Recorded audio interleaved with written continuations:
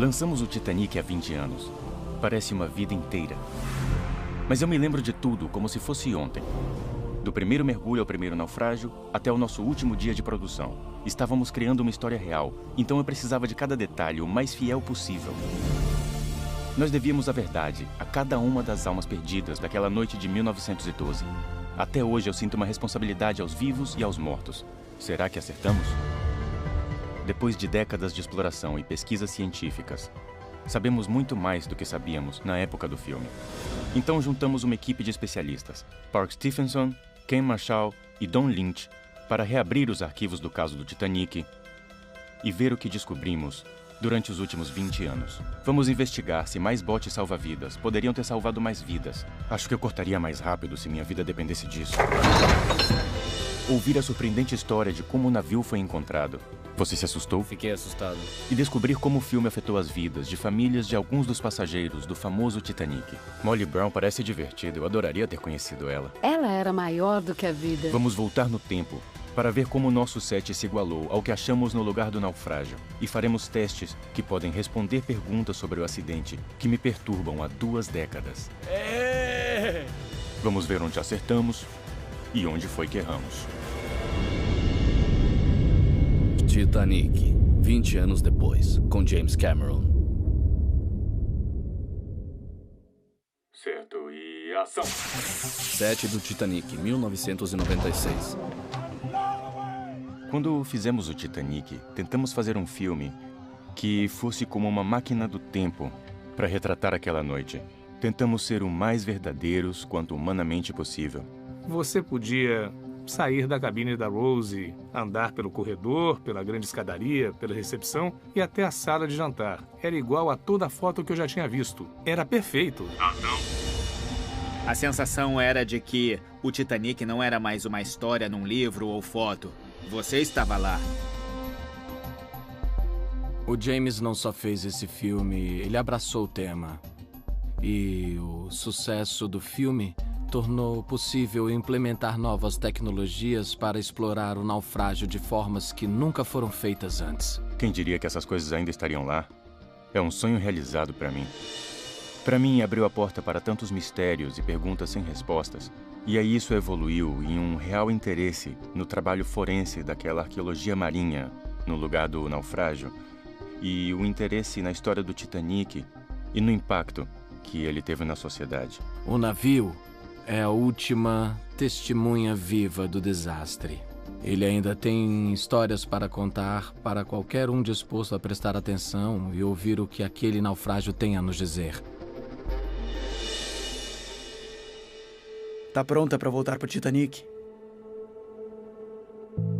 Em 14 de abril de 1912, às 11h40 da noite, o RMS Titanic bateu em um iceberg durante sua viagem inaugural de Southampton, na Inglaterra, para Nova York. 2 horas e 40 minutos depois, ele afundou no fundo do Oceano Atlântico. De mais de 2.200 passageiros e tripulação a bordo naquela noite, apenas um pouco mais de 700 sobreviveram. O naufrágio continuou perdido no mar até 1985, quando o oceanógrafo Robert Ballard o descobriu durante uma missão secreta para a Marinha dos Estados Unidos. A expedição dele mudou a forma como exploramos, e também a minha vida. Bob e eu recentemente nos encontramos na livraria presidencial Ronald Reagan para ver a exibição dele sobre o Titanic. Essa é a história que eu nunca poderia contar. Bob Ballard é um dos melhores oceanógrafos do país, mas é claro, ele é mais conhecido por descobrir o Titanic. E essa é uma história incrível, porque na verdade era uma história para acobertar uma missão secreta que ele estava fazendo para a Marinha. Nos anos 60, a Marinha dos Estados Unidos perdeu 2 submarinos nucleares, o Thrasher e o Scorpion, sob circunstâncias misteriosas. Nos anos 80, o Dr. Robert Ballard foi chamado para explorar o local do naufrágio e descobrir se a União Soviética tinha chegado antes. Minha missão era procurar a ambos, o Thrasher e o Scorpion, e documentar 100% do naufrágio. Mas Ballard encontrou os submarinos desaparecidos e completou a sua missão tão rápido que ainda tinha 12 dias para procurar o Titanic. Na verdade, foi mapeando o naufrágio que eu descobri como achar o Titanic. Quando o Thrasher e o Scorpion implodiram, todos esses pedaços caíram no fundo do oceano. Então, enquanto caíam, se espalharam por mais de 1 quilômetro. Foi um cometa de detritos. Então, em vez de eu procurar pelo Titanic, eu procurei os seus detritos. Quando o Carpathia recebeu o pedido de ajuda, estava aqui. Foi até a posição reportada. Encontrou mais antes cedo do programado. É. Então eu disse, onde a navegação aérea celestial está? A 8 quilômetros? Aí eu pensei, vamos avançar mais 5. Verdade. Precisa Então estar no você foi norte. direto pro norte. Então eu corri por linhas leste-oeste, a interseção... Pelo... A interseção com o espaço de 1 É. quilômetro. É. Se não achar, corte esse espaço na Mas você metade. já sabia que a profundidade do campo de detritos seria Grosseiramente mais de 1 1 quilômetro. quilômetro. Então eu trapaceei e disse, vamos fazer 1 quilômetro. Você foi muito esperto Então, mesmo. se eu não achar, é só entrelaçar. É verdade. Então a gente começou a correr as linhas para frente e para trás, e na 9ª linha batemos nos detritos. Mas A você gente não sabe- sabia que era o Titanic Não, até a ver a gente não caldeira. sabia. Correto. Naufrágio. Bingo! Isso! Alguém precisa buscar o Bob. Por algum motivo, aquela noite eu não estava dormindo. E bateram na minha porta, isso era 2 da manhã. E o cozinheiro entrou e disse... Esses caras acham que... Ele nem terminou a frase e eu passei correndo. Fui até o centro de comando e assim que eu entrei, eles passaram pela caldeira. É a caldeira! É a caldeira! Isso! Eu sabia que não era qualquer naufrágio, era o Titanic. Foi como se eu tivesse ganhado na loteria, sabe? Então, nossa reação foi de alegria, pulando mesmo, celebrando. E aí alguém disse, ela afundou em 20 minutos. E aquele comentário inocente foi devastador. Por que a gente estava fazendo isso, comemorando, e sentimos vergonha por estar dançando no túmulo de alguém? Então eu disse, para o navio, eu vou sair. Então nós saímos e fizemos um funeral privado. E então foi isso. Todo mundo que mergulha no Titanic pela primeira vez conta sua própria história. E provavelmente, a pergunta que as pessoas mais fazem pra mim é como foi ver esse naufrágio pela primeira vez. E me perguntam como E eu foi. sempre quis contar a história que eles queriam ouvir. É. Que era, lá estava ela, essa Aham. ruína linda e imponente saindo da escuridão. Não. E não foi isso tá que certo. aconteceu. É Não, como um eu lembro penhasco. quando... Isso foi quando a gente chegou, a gente parou aqui. E é tipo a muralha da China, sabe? Uma muralha. E a primeira coisa que eu reconheci foi o rosa antifalha. A tinta, era rosa. a tinta Ainda vermelha, está né? rosa. E eu disse, que pena que eles não pintaram o navio inteiro E com a quilha isso. de Sentina estava em cima do Exato. mesmo, aqui atrás. Ele né? estava bem É. ali. E aí o piloto disse, temos que ir. Então ele jogou os pesos e começamos a subir. Então esses olhos... Que são as suas luzes refletindo. As suas luzes são como olhos do Titanic, como se as pessoas estivessem olhando pra Você gente. se assustou? Foi assustador. A gente estava subindo com tudo, não tinha como parar, jogamos todos os pesos. E vimos essas luzes como olhos, sabe? Foi incrível. Foi basicamente como foi pra mim na primeira vez, mas estávamos aqui embaixo em algum lugar. E nós entramos nele mais ou menos aqui. E a gente passou por esse amontoado de lama. Nós subimos e saímos bem aqui. E então nós isso acabamos mesmo. aqui em cima. Mas não tem nada mais legal do que entrar nele por trás. Essa Aqui, foi nossa desse segunda. lado.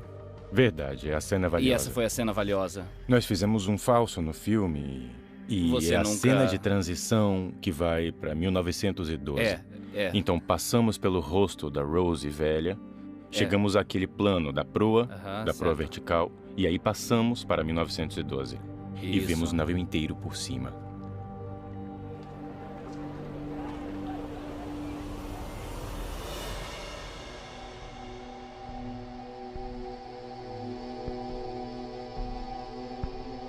Você não vai achar corpos no Titanic, você não vai achar esqueletos, porque os ossos se dissolvem muito rápido nessa profundidade. O que qualquer um que explorou o naufrágio achou foram pares de sapatos. Leva anos até um esqueleto sumir, mas os sapatos, mesmo em um ambiente ácido, não se dissolvem. Então, tudo que sobrou do Titanic foram sapatos.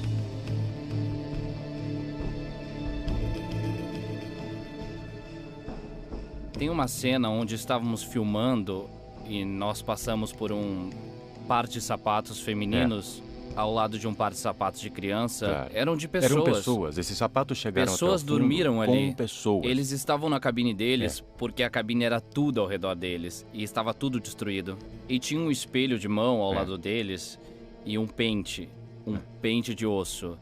Então eu imagino que ela tivesse segurando o espelho enquanto a mãe dela penteava o cabelo dela para colocar o pente de osso. Você cria uma história inteira. É o elemento humano. É o que as pessoas tocaram, é com o que elas viveram. Incrível.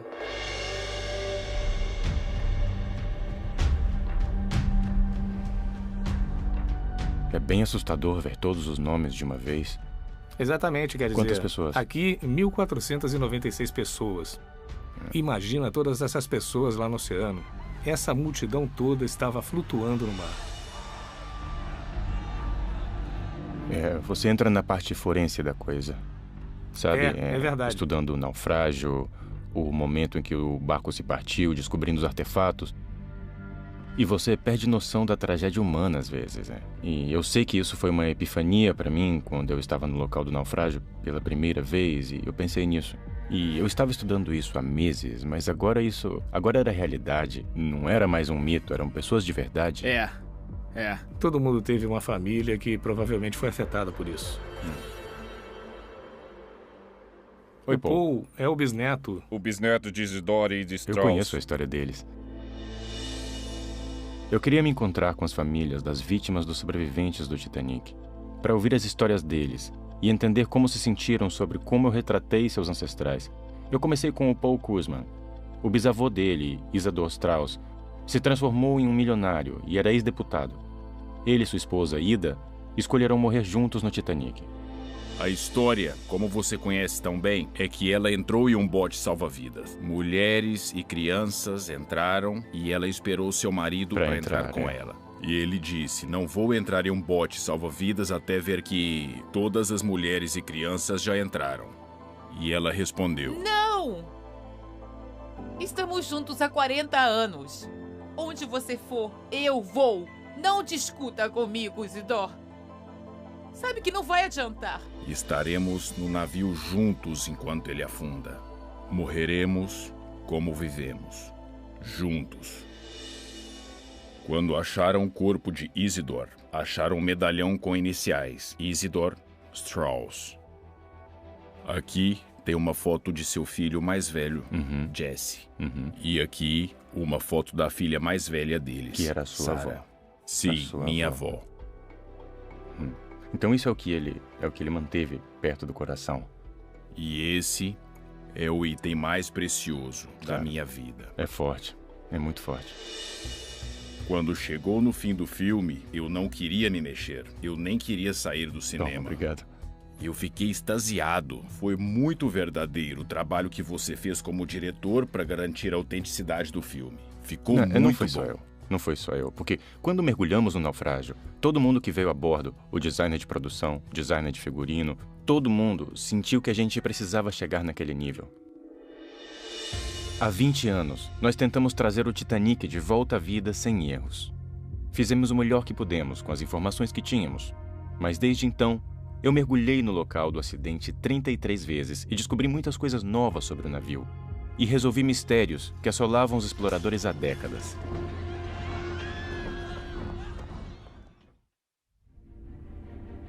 Pro filme Titanic, a gente desenterrou cada foto conhecida, colocamos sobre desenhos arquitetônicos e construímos nosso navio rebite por rebite, assegurando que tudo estivesse no lugar certo, como ele era conhecido em 1996. Hoje, na exibição da Biblioteca Reagan, vamos rever alguns dos nossos cenários do filme, armados com gravações ROV dos meus 33 mergulhos no local, para ver onde acertamos e onde erramos. Suíte Strauss. É bastante apropriado, eu asseguro. Essa é a sala de estar. Uau, então eles reconstruíram totalmente o cenário do filme? Olha, eu não via isso desde que fizemos o filme. Não é ótimo? É ótimo, é. Esse foi um dos primeiros dias de gravação. E uma das primeiras coisas que a Kate Winslet e o Leonardo tiveram que fazer foi... bom, ficar pelados. Nós nos inspiramos nesse tema de regência, que era conhecido por estar no Olympic e no Titanic, e em outros aposentos. E colocamos isso na suíte milionária, a suíte de 3 quartos. Sim. Porque ninguém sabia o que tinha lá. Não sabíamos disso. Eu estava na época. trabalhando no que não era conhecido. O que é louco nisso tudo é que fizemos o filme em 96. E em 2005, a gente entrou na suíte Strauss, no deck B. E era igual ao nosso cenário no filme. Eu nunca te vi tão animado. Ah, não, olha, aquilo foi... Olha, eu tava enlouquecendo. Olha, eu não acredito que é o relógio. Parece um relógio pra mim. Não acredito que é o relógio na bancada. Ah, meu Deus. E olha só o trabalho na madeira. Incrível. Ele estava bem ali. Foi muito surreal. Era como se fosse uma bolha de preservação perfeita. Ah, é inacreditável. Se você escrevesse um roteiro com isso, é quase como forçar a barra. É, claro, o relógio vai continuar em cima do móvel. Claro que ele estava preso pelos mares agitados da corrente norte-atlântica, mas significa que nada, que nenhum móvel flutuando pelo quarto o tirou durante ou quebrou o vidro. Exatamente. E esse relógio contém uma pista forense importante. Esse relógio contém a hora em que a cabine afundou. Verdade. E a gente sabe os horários dos cronômetros no passadiço. Então, se conseguimos pegar a hora daquele relógio e bater com a hora do cronômetro do passadiço, temos a margem de tempo do Titanic afundando. Quer dizer que eu preciso descer lá de novo? Bom, tem bastante sujeira naquela coisa. A gente tem que limpar e ver o que diz.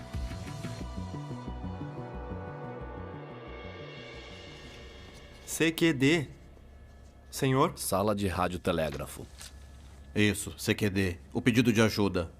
Essa é a nossa posição.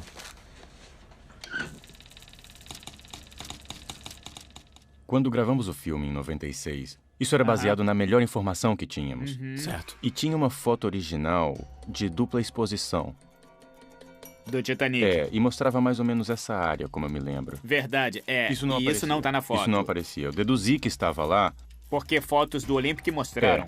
Então, na verdade, essa foi uma reprodução muito boa do Olympic. E acabou sendo completamente errada para o Titanic quando entramos lá com o ROV. Então acertamos essa parte e erramos feio nessa. Porque tudo isso é em outro cômodo, a sala do silêncio, né? Mas esses caras eram heróis.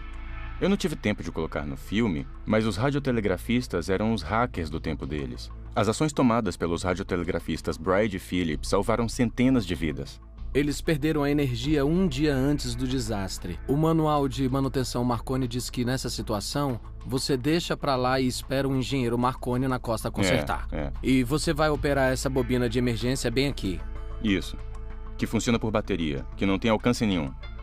Cerca de 100 quilômetros de alcance teórico.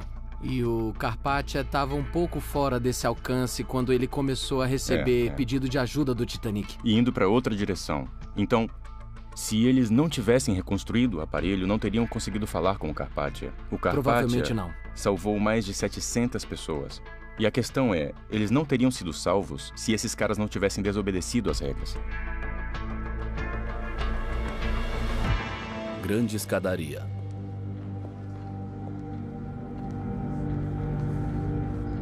Você quer ir a uma festa de verdade? Essa é a grande escadaria que construímos pelas plantas. Do mesmo jeito que eles de fato construíram a escadaria. E ela tem uma base de aço. Então, quando afundamos o navio, ela levantou. A madeira boia. Ela se soltou dessa base e ficou flutuando. Na verdade, prendeu 2 dublês. Felizmente não se machucaram, mas foi um momento bem assustador. Quando o naufrágio foi encontrado, não tinha nenhuma escadaria. E pensaram que alguns mariscos comedores de madeira teriam comido tudo. Mas aí não conseguimos descobrir, porque todas as colunas, os painéis de parede e o deck inteiro ainda estavam lá. Não fazia sentido. E isso é tão substancial, quer dizer, é carvalho sólido. O carvalho é uma das madeiras mais fortes e densas. E mesmo se a madeira tivesse desaparecido, para onde foram os corrimãos de ferro? Exatamente. Então a gente desceu, deu uma olhada no fundo com o ROV e não achamos nenhum resto. Não. Não achamos restos dos corrimãos, não conseguimos achar restos da escadaria ou nada disso. Então pensamos, eles flutuaram. Isso foi interessante, foi meio que a arte imitando a vida. Porque exatamente. Se não tivéssemos feito o filme, não saberíamos como responder essa pergunta, eu acho.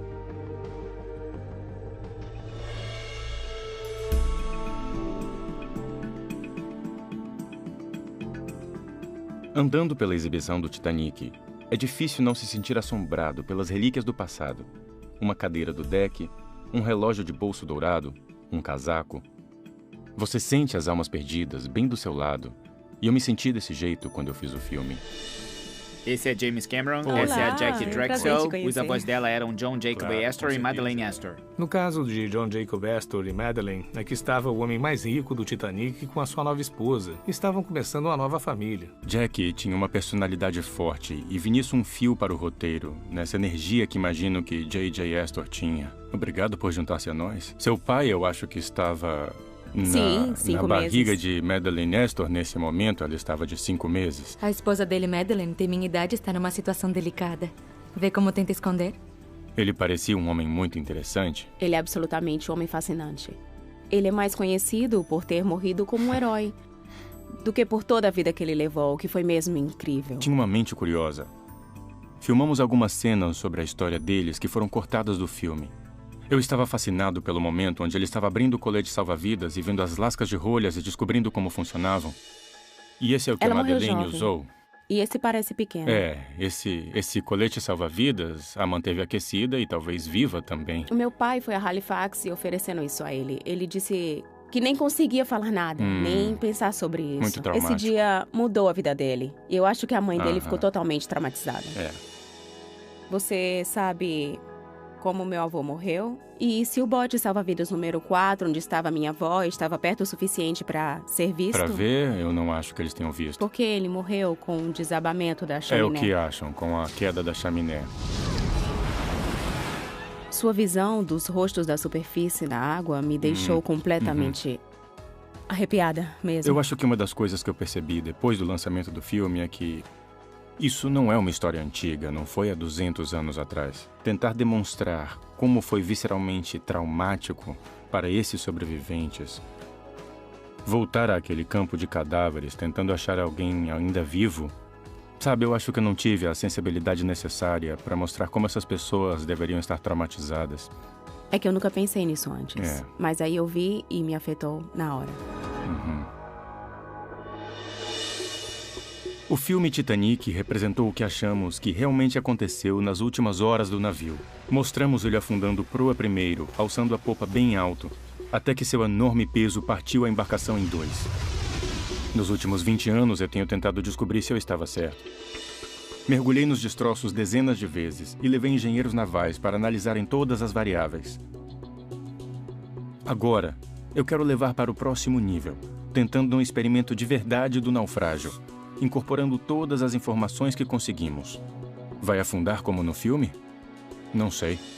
Nossa missão é replicar a física em ação o melhor possível e ver o que acontece. Existem milhões de teorias circulando, sempre houveram. Queremos mostrar uma teoria crível. O propósito desta investigação é entender: isso se sustenta ou não se sustenta? Eu digo que a proa afundou e o navio quebrou há 20 anos, mas eu nunca tive uma prova. Estava fora dos limites da ciência na época. E eu pensei, vamos construir um modelo e destruí-lo. Eu não tenho como dizer que isso foi o que de fato aconteceu, mas eu gostaria de garantir que isso é uma possibilidade, porque daí eu não preciso refazer o maldito filme. Vamos armar efeitos pirotécnicos e afundá-lo num tanque. Eu pensei na hora em Jane Warren. Eu o conheço há décadas e já fizemos alguns projetos juntos. Olha, vamos pensar no melhor jeito de manter isso levantado quando quebrar.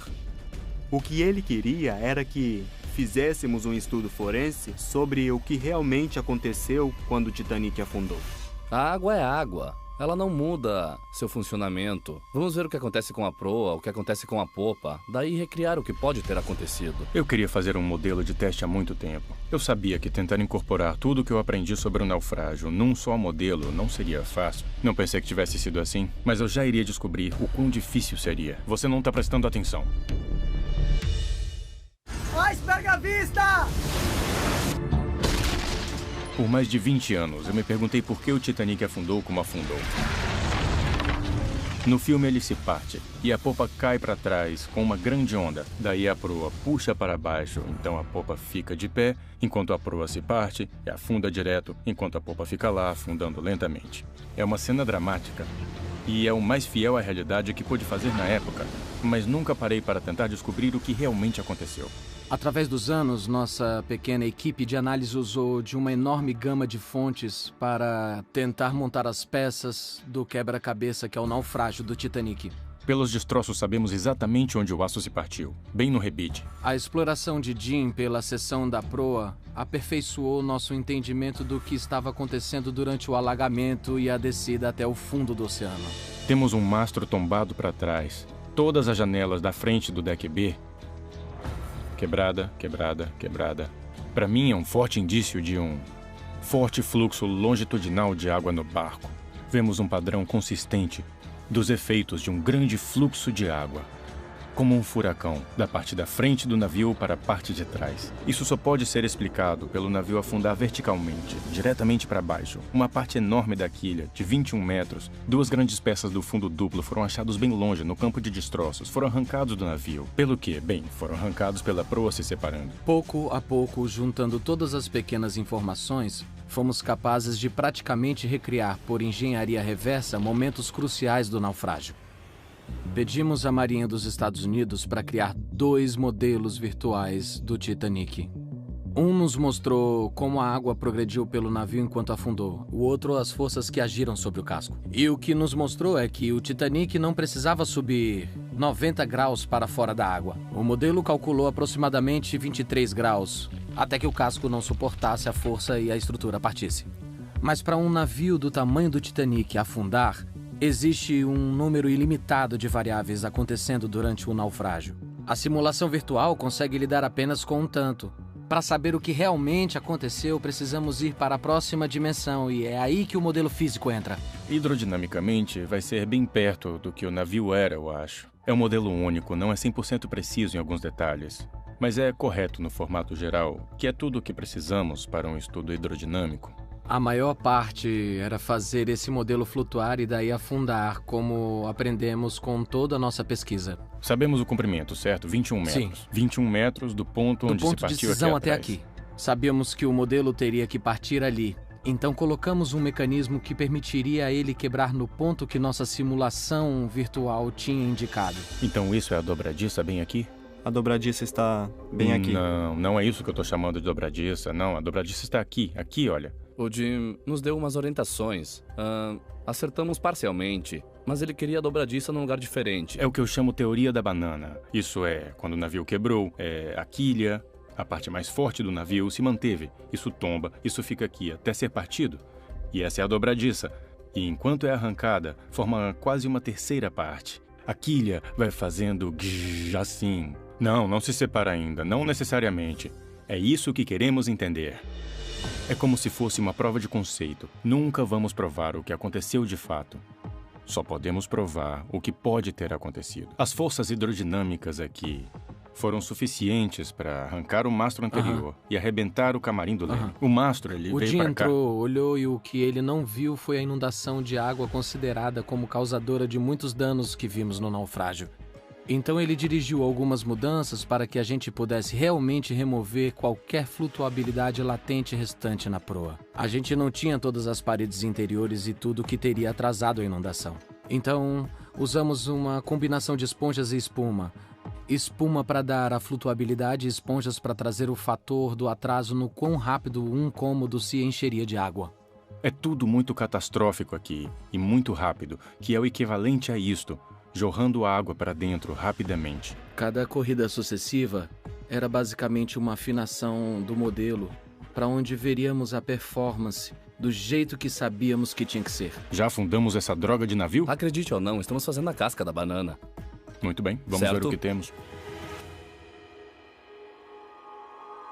Olha só isso aqui, essa coisa está afundando, então não deu certo, tem que ser negativo.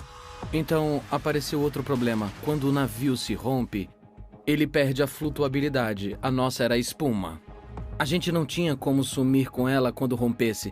Então a gente tinha que inventar um método de fazer a espuma sair do casco para simular a perda da flutuabilidade depois da ruptura.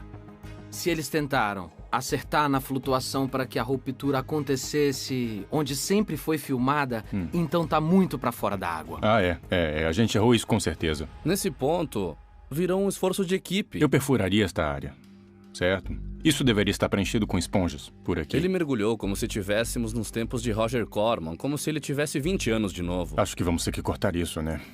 Lá estávamos, ajustando equipamentos, colocando fitas e soldando e todas essas coisas. Isso não foi voltar no tempo 20 anos para a época das gravações do Titanic. Isso foi voltar para o início dos anos 80.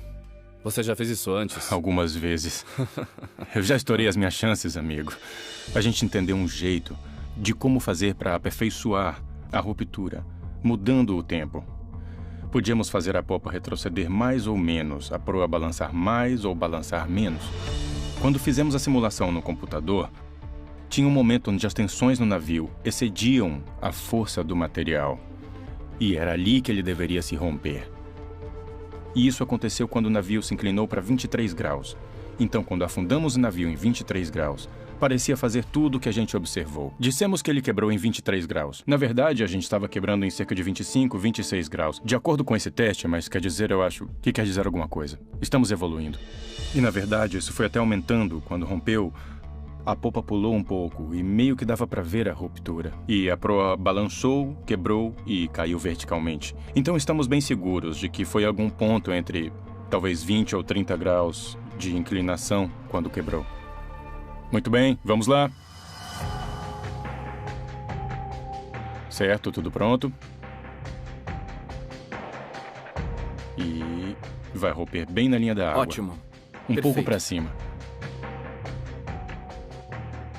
Balança, puxa a popa mais para vertical. Esse é o modelo banana. Olha só isso. Legal! A gente viu alguns cenários acontecendo quase exatamente como filmamos. A popa caindo verticalmente, dando alguns momentos pro Jack e pra Rose bem na plataforma da popa. Enquanto a popa subia e ficava na vertical, sempre virava quase 90 graus. E isso é exatamente o que as pessoas viram.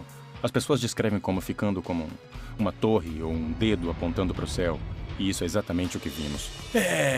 Popa vertical! Não é que a gente tenha feito centenas de tentativas com um modelo altamente preciso, mas eu acho que isso mostra que é possível que tenha sido assim. Acho que estamos vendo que tem um alcance, né? A gente pode ver até onde a popa cai, mas não fica na vertical quando vai para baixo. Descobrimos que dá para a popa afundar verticalmente e dá para ela cair para trás, formando uma onda, mas não dá para ter os dois. Então o filme errou de um jeito ou de outro, sabe? Eu tendo a pensar que foi errado fazer a popa cair para trás, por causa do que nós vemos na proa do naufrágio. Tem cerca de 5 ou 6 instâncias de efeitos hidrodinâmicos, e tem só um jeito que pode acontecer. Balançou e caiu como uma bomba, caindo diretamente para baixo. Então, eu acho que podemos considerar a possibilidade da popa ter afundado verticalmente. Acho que podemos excluir a possibilidade dela ter caído para trás e depois na vertical. Acertamos a metade no filme. Com cada coisa que tentamos e cada passo que damos, acho que estamos cada vez mais perto realmente do que aconteceu aquela noite. Tá legal, vamos de novo. Isso foi perfeito. Vamos fazer de novo. Eu fico sempre fascinado com a engenharia, as ferramentas, a ciência, e eu fico muito empolgado com as ideias, sabe? Você sempre tem que se dar uma sacudida e tentar se lembrar que o que aconteceu foi uma tragédia real, que aconteceu com pessoas reais, e isso ainda ressoa pelo tempo dessa forma tão poderosa. Mas você se esquece disso de vez em quando, e eu tento nunca me esquecer por muito tempo. Nosso modelo de naufrágio só levou alguns segundos. Na vida real, os passageiros e a tripulação tiveram cerca de 1h30 para escapar. Mais de 2/3 deles não conseguiram. O que traz à tona outra controvérsia. Mais pessoas poderiam ter sido salvas? Sr. Andrews, me desculpa. Fiz as contas de cabeça e multiplicando o número de botes pela capacidade deles, me desculpa, mas parece que não tem o suficiente para todos a bordo. Tem para metade. O Titanic tinha 20 botes salva-vidas, mas só lançaram 18 em 1h30. Sempre ouvimos dizer que se o navio tivesse mais botes, mais vidas teriam sido salvas. Mas isso faria diferença? Será que a tripulação conseguiria lançar mais botes com o tempo que tinham? Eu me perguntei isso por muito tempo e nunca tínhamos testado, até agora. O que fizemos foi pegar uma réplica do bote que sobrou do filme, juntar com os turcos e montar uma plataforma alta o suficiente para representar a altura do convés de passeio, com o convés no alto. Pedimos para uma equipe montar e descer todos os botes para vermos quanto tempo demoraria para fazer isso. Descobrimos que levaria cerca de 2 minutos para abrir os botes. Coloque a cobertura de volta! Coloque agora! Contamos 2 minutos no relógio. Certo, as cordas estão a postos. Vocês já sabem o que fazer. Tiram os botes e ponham no convés. Vocês vão fazer isso ali e ali. Então precisamos ficar de fora. Podemos pôr bem ali. Coloque onde você teria posto se estivesse no navio. Certo. E se estivermos no caminho, nos tire dele, porque somos passageiros curiosos. Ok. E vocês têm que gritar com a gente para abrir caminho, de forma educada, é claro, porque somos passageiros ricos e estamos na primeira classe do Titanic. Então, quando dissermos, preparem os botes e avisem quando terminarem, ok? Alinhem no convés. O tempo está passando.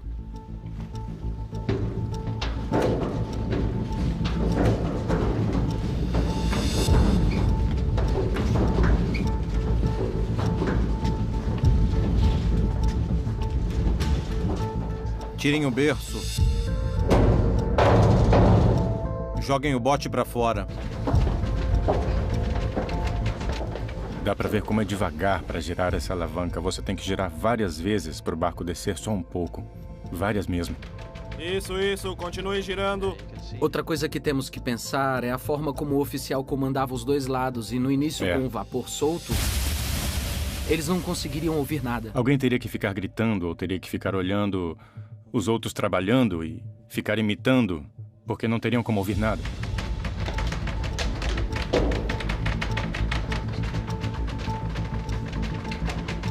Ok, bom. Ponham no convés de embarcações. Em que ponto eles começaram a ser embarcados? Eles vão abaixar até a beira do convés. Pra você só entrar. Isso. Você quer embarcar nisso, não ser pisoteado, se puder evitar. Claro. Espera! Segurem o bote. Certo. Pode parar. Parem o relógio. 8 minutos e 30 segundos. 8 minutos e 30 segundos. Agora só temos que estimar o tempo de embarque. O problema aqui é que você não sabe quanto tempo você teria. Você nunca praticou isso. Mas para termos uma base, vamos calcular quanto tempo leva cada parte da operação. Isso, exatamente. Então, provavelmente, o tempo foi variando. No início deve ter sido mais devagar, pois as pessoas estavam com medo. E depois, conforme o desespero aumentava, foi ficando mais rápido. Certo. Digamos 10 minutos. Isso nos coloca em 18 minutos e meio. Vamos ver quanto tempo levamos para descer um nível do convés. Prontos? Relógio contando. Pronto. Ok, descendo. Certo, ele desce dessa forma. E olha o que acontece. Dá pra ver como ele tá instável agora, vazio. Seria 3 vezes pior totalmente cheio. E seria muito mais difícil de baixar.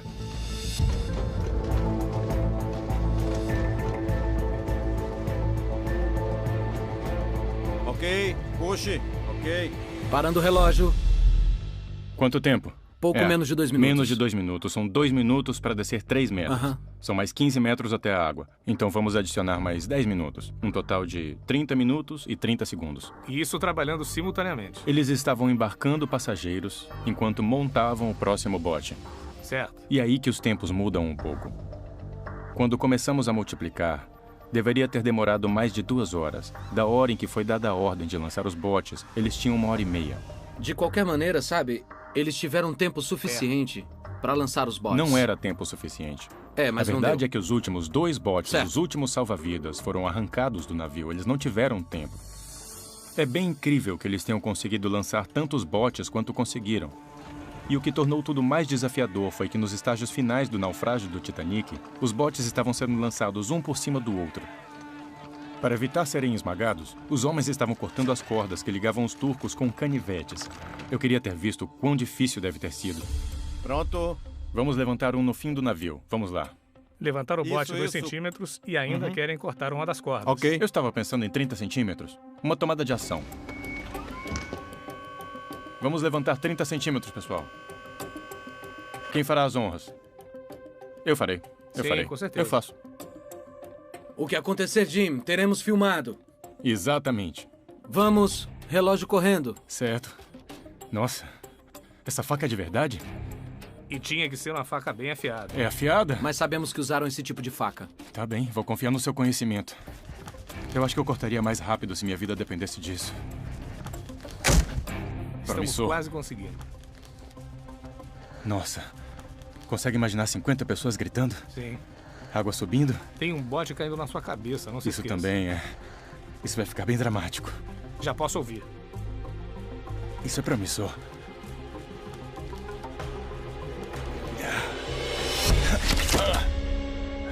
Isso! Maravilha. Estamos livres. É. Quanto tempo demorou? 1 minuto e 40. Eu diria que se minha vida dependesse disso, acho que eu conseguiria em 30 segundos menos. E você pode dar um passeio. Eu acho que se tivessem mais botes, só teriam atrapalhado. E poderia custar centenas de vidas.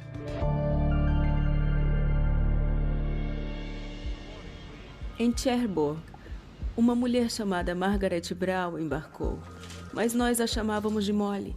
E a história a chamaria de a inafundável Molly Brown. Eu não ia ficar esperando o dia todo, querido. Sim. Aqui. Você acha que consegue? Sim, senhora. Margaret Brown era uma das sobreviventes mais famosas do Titanic. Seu carinho e sua força após o desastre se tornaram parte da lenda. Margaret Brown, Molly Brown, como ela era conhecida, era mesmo uma pessoa e tanto. Ela parece ter sido uma figura que eu adoraria ter conhecido. É como se você tivesse um pouco do gênio dela, da vivacidade dela. Isso é muito amável da sua parte. Ela era inteligente, ela tinha inteligência emocional suficiente para lidar com situações assim. E eu gosto disso. O fato de ela estar no bote 6 com o cara que estava no leme quando eles bateram no iceberg, o rapaz que estava no ninho de pega e deveria ter visto o iceberg um pouco mais cedo... E aí o timoneiro, Hitchens, ele se recusou a voltar e entrou numa briga com ela. Tem espaço para mais gente. E haverá um a menos, se você não fechar agora mesmo sua boca. Eu gosto de dizer que a história da minha bisavó começa onde o seu filme terminou. Claro. Porque tarde na noite, na verdade, ela tomou aquele bote. Certo. Usando a mesma ameaça que o Hitchens usou para ela, que se você interferir com o que acho que temos que fazer agora, eu vou te jogar para fora do barco. Você não entende. Se a gente voltar, eles vão puxar o barco. Eles vão nos puxar, eu estou te dizendo.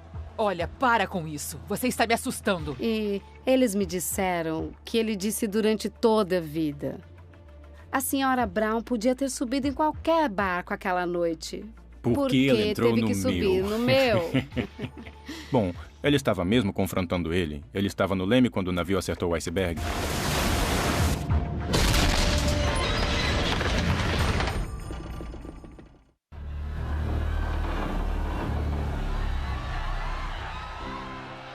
Então, agora eu descobri um pouco mais sobre meu ancestral.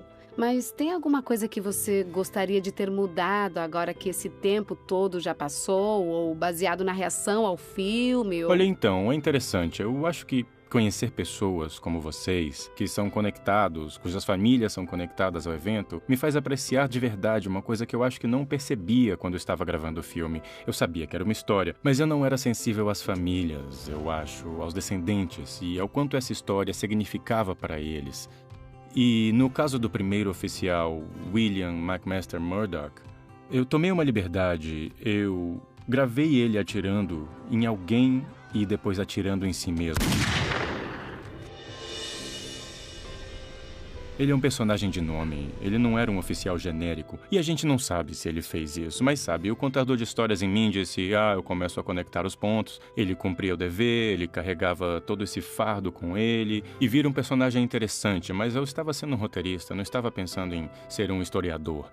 E eu acho que eu não fui sensível ao fato de que a família dele, os sobreviventes, poderiam ter se ofendido com isso. E se ofenderam. E... sabe, eu acho que eu deveria ter feito ele um personagem mais genérico e poderia ser com qualquer outra pessoa que estava naquele lugar e naquela hora. O que foi isso, Sr. Murdoch? Um iceberg, senhor. Quando a gente saía em uma expedição, a gente esperava até 11h40 da noite, que foi o momento que o navio acertou o iceberg, bem naquele exato lugar.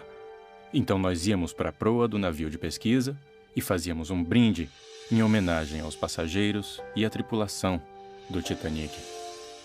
Então, eu gostaria de propor um brinde a vocês, os descendentes e os representantes dessa história. E obrigado por compartilhar isso conosco. Então, aos seus ancestrais. Essas são pessoas que cresceram com o Titanic nas famílias delas. E isso sempre estará com eles, sabe? Significa muito para eles e, de alguma forma, os define para toda uma comunidade mundial de entusiastas do Titanic e historiadores. E essas pessoas estão passando adiante o conhecimento da família deles. Por valer a pena.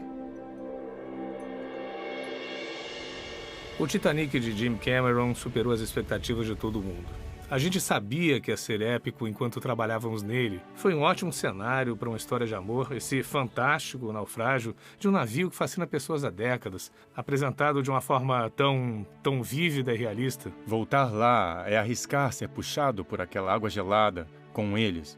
Então é uma escolha entre as suas vidas e as deles. James Cameron trouxe o Titanic de volta à vida como eu tentei fazer a minha vida inteira com minhas pinturas. E não dá pra colocar valor o bastante nisso. Eu o conheci no fundo do mar, no seu túmulo. Esse era o Titanic que eu conheci. Então o Jim me mostrou um navio novo e esplendoroso. Me mostrou um novo Titanic. Me mostrou um navio incrível. E eu me apaixonei. Aquele filme usou o Titanic como um palco para contar uma história de amor adolescente. Não foi feito para ser uma narrativa histórica, mas criou uma paixão no Jim para seguir aquele filme com expedições reais para o local real do naufrágio. E por causa desse contínuo interesse que vai além da história do filme, nós fizemos descobertas e aprendemos coisas que realmente mudaram a história e nosso entendimento do Titanic. Eu realmente fiquei fascinado pelo Titanic, sua história, a arqueologia, e eu simplesmente queria saber mais. O que aconteceu aquela noite, em termos dos momentos finais do navio e a ruptura, o jeito como ele afundou. Nunca saberemos exatamente o que houve, mas nós podemos dizer o que pode ter acontecido. O Titanic não foi só uma história, foi uma coisa real. Isso realmente aconteceu com pessoas reais. Precisamos honrar aqueles que morreram e suas famílias. Eu acho que é importante para um produtor de filmes entender essa responsabilidade e fazer a coisa certa.